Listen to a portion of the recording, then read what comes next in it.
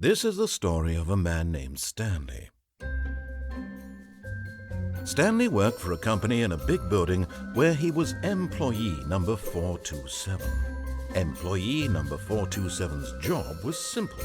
He sat at his desk in room 427 and he pushed buttons on a keyboard. Orders came to him through a monitor on his desk, telling him what buttons to push, how long to push them, and in what order. This is what employee 427 did every day of every month of every year. And although others might have considered it soul-ending, Stanley relished every moment that the orders came in, as though he had been made exactly for this job. And Stanley was happy. And then one day, something very peculiar happened.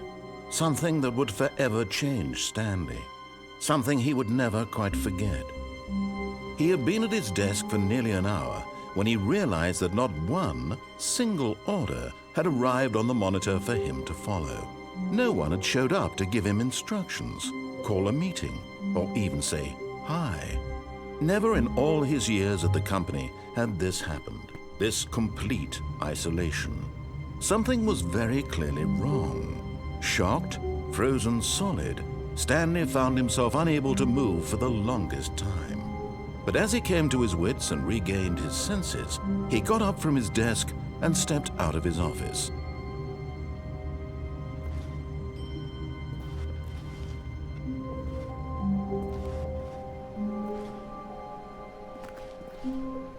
All of his co-workers were gone. What could it mean? Stanley decided to go to the meeting room. Perhaps he had simply missed a memo.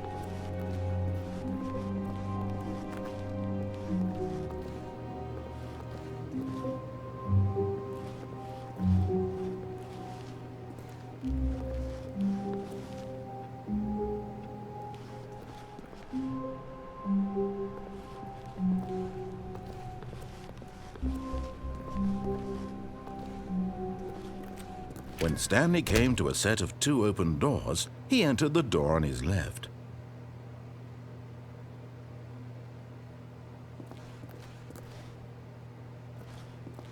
This was not the correct way to the meeting room, and Stanley knew it perfectly well. Perhaps he wanted to stop by the employee lounge first, just to admire it. Ah, yes, truly a room worth admiring. It had really been worth the detour after all, just to spend a few moments here in this immaculate, beautifully constructed room. Stanley simply stood here, drinking it all in.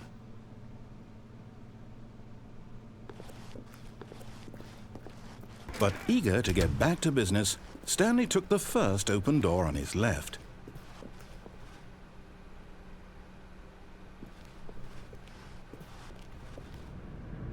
Stanley was so bad at following directions, it's incredible he wasn't fired years ago.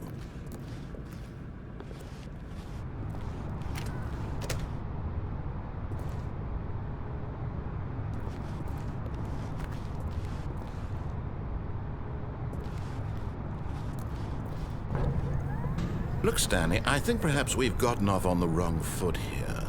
I'm not your enemy, really, I'm not. I realize that investing your trust in someone else can be difficult, but the fact is that the story has been about nothing but you all this time. There's someone you've been neglecting, Stanley. Someone you've forgotten about. Please, stop trying to make every decision by yourself. Now, I'm not asking for me, I'm asking for her. This is it, Stanley.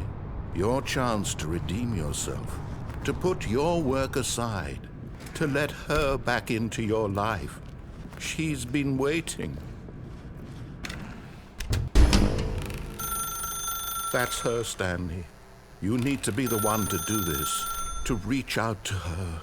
If you can truly place your faith in another, then pick up the phone.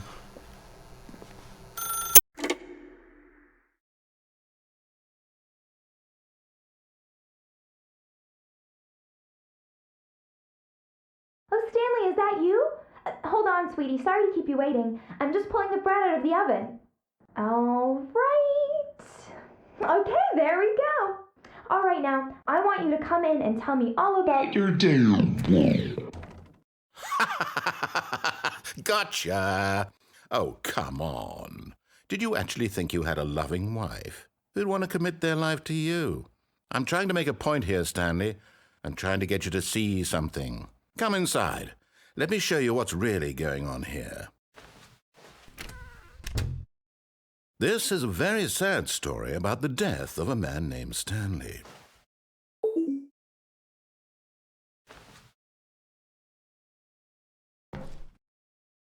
Stanley is quite a boring fellow. He has a job that demands nothing of him, and every button that he pushes is a reminder of the inconsequential nature of his existence.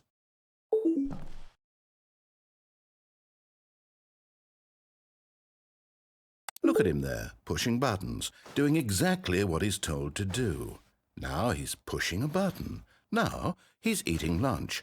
Now he's going home. Now he's coming back to work. One might even feel sorry for him, except that he's chosen this life.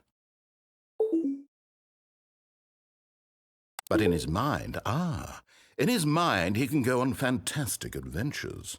From behind his desk, Stanley dreamed of wild expeditions into the unknown, fantastic discoveries of new lands. It was wonderful, and each day that he returned to work was a reminder that none of it would ever happen to him. And so he began to fantasize about his own job. First, he imagined that one day while at work, he stepped up from his desk to realize that all of his co-workers, his boss, everyone in the building had suddenly vanished off the face of the earth.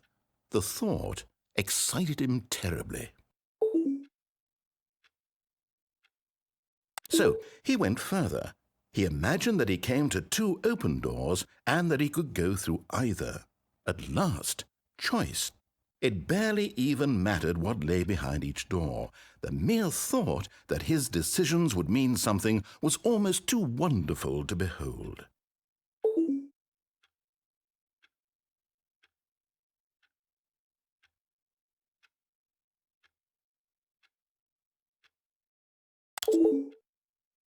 As he wandered through this fantasy world, he began to fill it with many possible paths and destinations. Down one path lay an enormous round room with monitors and mind controls. And down another was a yellow line that weaved in many directions. And down another was a game with a baby.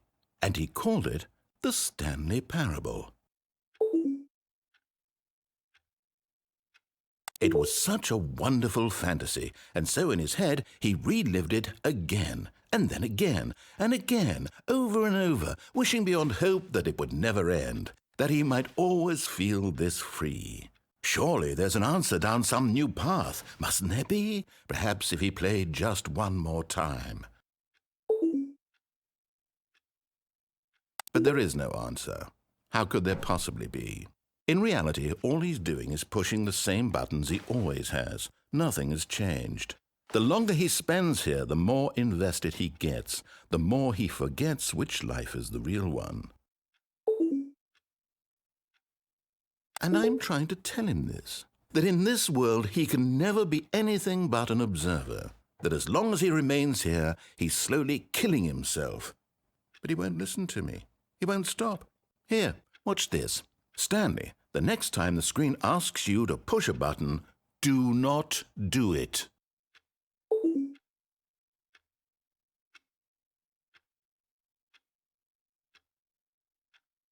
You see? Can he just not hear me?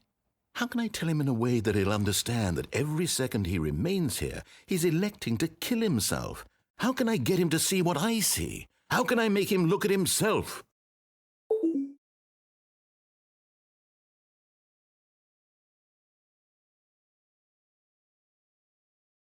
I suppose I can't, not in the way I want him to. But I don't make the rules. I simply play to my intended purpose, the same as Stanley. We're not so different, I suppose. I'll try once more to convey all this to him. I'm compelled to. I must. Perhaps, well, maybe this time he'll see. Maybe this time. And I tried again, and Stanley pushed a button. And I tried again, and Stanley pushed a button. And I tried